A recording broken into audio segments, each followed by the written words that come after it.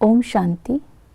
19 अप्रैल 2024 की साकार मुरली से होमवर्क।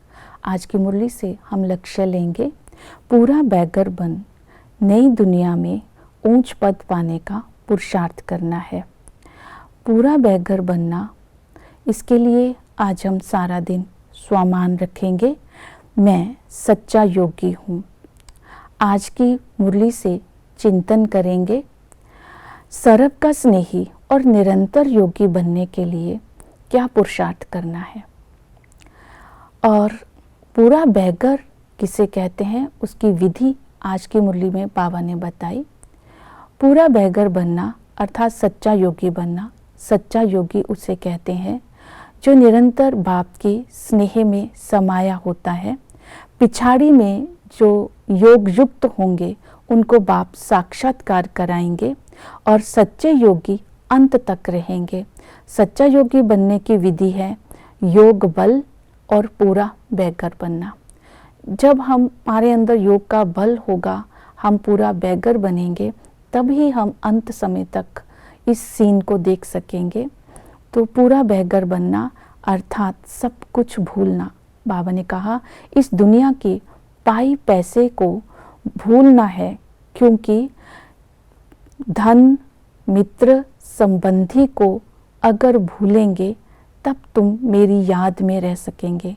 भूलने का अर्थ है इन सब से अपना बुद्धि योग निकालना, क्योंकि जब इनमें बुद्धि जाएगी तो आत्मा में योग का बल नहीं रहेगा।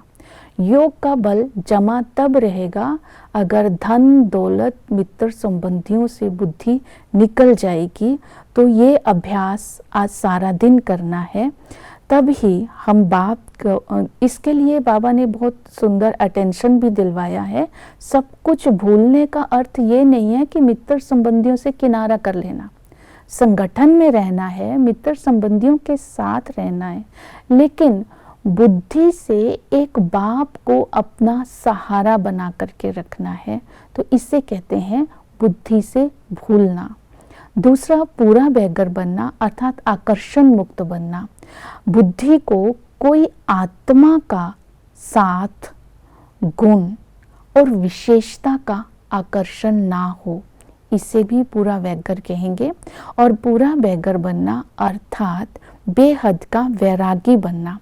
बाबा ने कहा अंत में हाहाकार होगा, सबका हिसाब किताब चुकतू होगा, सब अपने घर जाएंगे, फिर जय जयकार होगा। लेकिन इससे पहले तुम्हें पुरुषार्थ करके भविष्य के लिए अपना जमा करना है। अर्थात पुरानी दुनिया का सब कुछ मिट्टी में मिल जाना है, तन मन धन ईश्वरीय सेवा में लगाना है। बाबा का कहने का भाव ये है। पूरा बैगर बनना अर्थात माया जीत बनना। ये बाबा ने कहा ये हार जीत का खेल है। यहाँ माया भी गुप्त है और लड़ाई भी गुप्त है, तो मनसा तूफान भी गुप्त आते हैं। इसके लिए बाबा ने अटेंशन दिलवाया, समझदार बनना है। माया जीत बनने के लिए अपनी चेकिंग करनी है, अंदर कोई खिटखिट तो नहीं होती है, और श्रीमत पर चलते रहना है। श्रीमत आज बाबा ने ये दी, hear no evil, see no evil, talk no evil, think no evil. फिर बाबा ने कहा कि समझदार बनकर बाबा का राइट हैंड बनना है, अर्थात बाबा के कार्य में मददगार बनना है। पहले बाबा ने कहा अगर पहले आना है तो पुरुषार्थ भी तो करना होगा ना। तो माया जीत बनने का आज सारा दिन अटेंशन देंगे।